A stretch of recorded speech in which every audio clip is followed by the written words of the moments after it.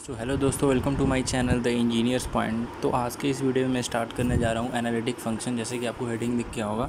और analytic function से पहले कुछ एलिमेंट्री फंक्शन है, मैं उसको डिस्कस कर लूँगा। फिर उसके बाद मैं एनालिटिक फंक्शन पे आता हूँ, ताकि आपकी जो क्लैरिटी है ये चैप्टर के रिगार्डिंग वो क्लियर हो जाए। तो कुछ एलिमेंट्री फंक्शन है, उन्हें मैं डिस्कस कर ले रहा हूँ।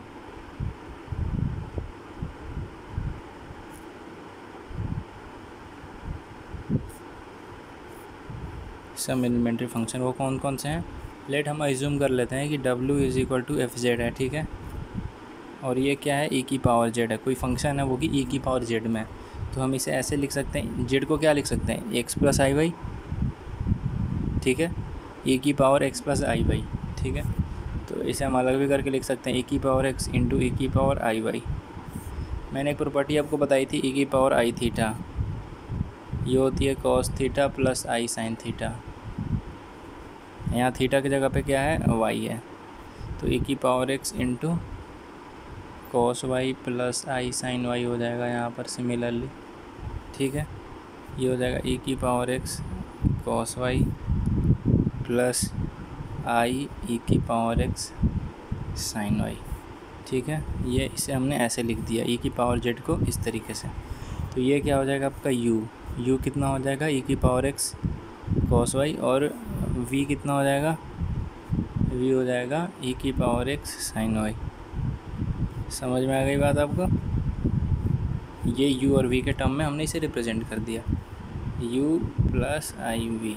समझ में आ गया? ये एलिमेंट्री फंक्शन है, ये यही समझना था। अब इसके बाद हम अपना एनालिटिक फंक्शन स्टार्ट कर रहे हैं इस टॉपिक के बाद। एक चीज़ और देख ले रहे हैं कि अगर किसी फंक्शन का डेरिवेटिव और डिफरेंशिएबिलिटी क्या होता है। जैसे कि कोई एक फंक्शन है एफ जेड, उसका डेरिवेटिव क्या होगा। तो यहाँ से आप पॉइंट डाल के लिख लो, डेरिवेटिव ऑफ एफ जेड क्या होगा? अगर W is equal to f z, जो कि है u प्लस आई वी है, इसे क्या कहते हैं हम? Is a single value function. ये एक सिंगल वैल्यू फंक्शन है, single valued function of variable. इसमें वेरिएबल क्या है? जेड ही तो है, f z of variable z. Then derivative of f z is, f z का डेरिवेटिव क्या होगा? कैसे लिखोगे आप एफ जेड का डेरिवेटिव? वो लिखोगे आप डी डब्ल्यू अपॉन डी जेड। फंक्शन तो डब्ल्यू ही है ना, जो कि जेड के टर्म में एफ जेड है। तो डी डब्ल्यू upon d z limit del z tends to zero, यानी कि ये पार्शियल वाला है। Partial of z is equal, partial d z is equal to tends to zero, और इसका फार्मूला होता है f z plus partial del z minus f z upon del z. इसे ही बोलते हैं derivative of a single value function f z, ठीक है ना। इसी को एफ डैश जेड को ऐसे तरीके से लिखते हैं। ये सिंगल वैल्यू फंक्शन का डेरिवेटिव है, यही आपको मुझे बताना था, मैंने बता दिया।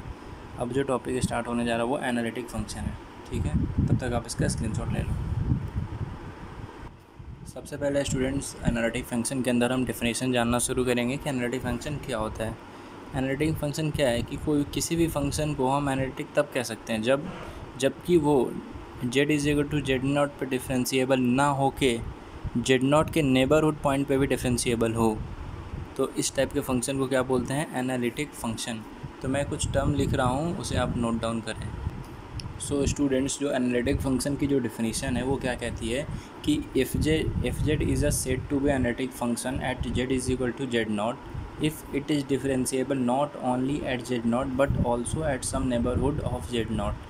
मतलब इसका कहने का मतलब ये है कि कोई भी फंक्शन एफ जेड, उसे हम एनालिटिक तब कह सकते हैं जब वो z is equal to z not पर ही डिफरेंशिएबल ना हो, बट जेड नॉट के नेबरहुड पॉइंट पे भी वो डिफरेंशिएबल हो।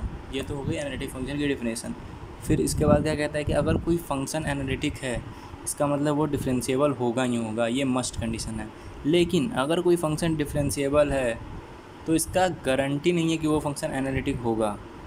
क्या कह रहा है कि but converse is not true, if f z is differentiable then it does not guarantee that f z is analytic और नॉट।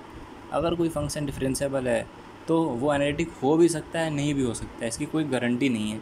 लेकिन अगर कोई फंक्शन एनालिटिक है then for sure then this function is differentiable, इसका मतलब ये होगी। और थर्ड पॉइंट क्या कहता है कि every polynomial, algebraic, exponential, trigonometric constant all are continuous as well as differentiable. ये जितने भी फंक्शन होते हैं ये कंटिन्यूअस होते हैं और डिफरेंशिएबल होते हैं। इन पॉइंट्स को आप नोट डाउन कर लें, आप इसका स्क्रीनशॉट भी ले सकते हैं। अब जो अगला पॉइंट आता है स्टूडेंट्स वो है सिंगुलर पॉइंट। सिंगुलर पॉइंट्स क्या होता है, तो जैसे कि इसकी डेफिनेशन क्या कहती है कि a function f z mainly differentiable in a domain except a finite number of points, this finite points are called singular points और सिंगुलैरिटीज़। मतलब इसका कहने का मतलब यह है कि कोई भी फंक्शन एफ जेड है वो डिफरेंशिएबल होती है किसी सेट ऑफ पॉइंट्स के अंदर, यानी कि कोई उसका रेंज होता है, डोमेन होता है कि इस पॉइंट्स के अंदर वो डिफरेंशिएबल है। तो उस पॉइंट्स, उस फाइनाइट नंबर ऑफ पॉइंट्स को क्या बोलते हैं, सिंगुलर पॉइंट्स। एग्जाम्पल के तौर पे आप ले लो कि ये जो फंक्शन है f z is equal to 1/z-1, तो अगर मैं इसमें z की वैल्यू 1 रख दूँ तो 1/0 इनफाइनाइट हो जाएगी, नॉट डिफाइंड। तो 1 क्या है, सिंगुलर पॉइंट है इस फंक्शन का, तो वही मैंने लिख रखा है कि here z is equal to 1 is a singular point of f Z.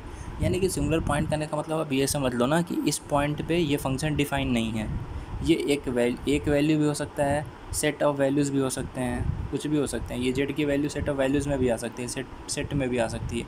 अभी तो यहाँ पर एक वैल्यू आई है जेड इज इक्वल टू 1। सो ये फाइनाइट पॉइंट्स होते हैं जहाँ पर कोई फंक्शन डिफाइंड नहीं होता है, ठीक है ना। सो मैं आशा करता हूँ ये वीडियो ये कॉन्सेप्ट आपको समझ आ गया हो। लास्ट कॉन्सेप्ट इसमें एक और है, और वो है इंटायर फंक्शन का, ठीक है ना। तो इंटायर फंक्शन क्या होता है मैं यहीं बता दे रहा हूँ। इंटायर फंक्शन क्या होता है कि a function which is analytic at every point, यानी कि एक ऐसा फंक्शन जो कि हर पॉइंट पे एनालिटिक हो, ठीक है ना, उसे इंटायर फंक्शन कहते हैं। तो मैं इसकी डेफिनेशन लिख ले रहा हूँ। अ function f Z which is analytic at every point, analytic at every point of the finite complex plane, यानी कि किसी भी कॉम्प्लेक्स प्लेन के अंदर कोई फंक्शन अगर हर पॉइंट पे एनालिटिक है तो उसे क्या कहते हैं, इंटायर फंक्शन।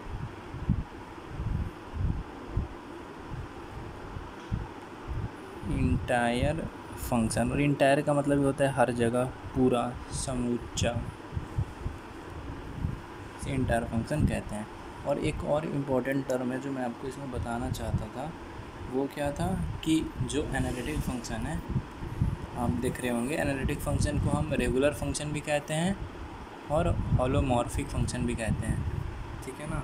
तो एनालिटिक फंक्शन को कहीं कभी भी आपको बुक या क्वेश्चन में रेगुलर फंक्शन भी दिख जाएगा, और होलोमॉर्फिक HOLOMOR ये MORPHIC holomorphic function, okay.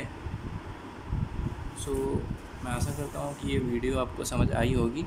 So next video में मैं एनालिटिक की कंडीशंस और एनालिटिसिटी कैसे चेक करते हैं ये मैं बताऊँगा। तो मैं ज़्यादा वीडियो के लेंदी नहीं रख रहा हूँ, छोटे छोटे वीडियोज़ रख रहा हूँ ताकि आपको समझने में आसानी हो। और ये काफ़ी इंपॉर्टेंट पॉइंट है, अगर एक बार आपको कॉन्सेप्ट समझ में आ गया तो आप क्वेश्चन भी कर लेंगे। सो अगर आपको ये वीडियो अच्छा लगा हो तो चैनल को सब्सक्राइब करना बिल्कुल भी ना भूलें, और लाइक तो ज़रूर कर दें।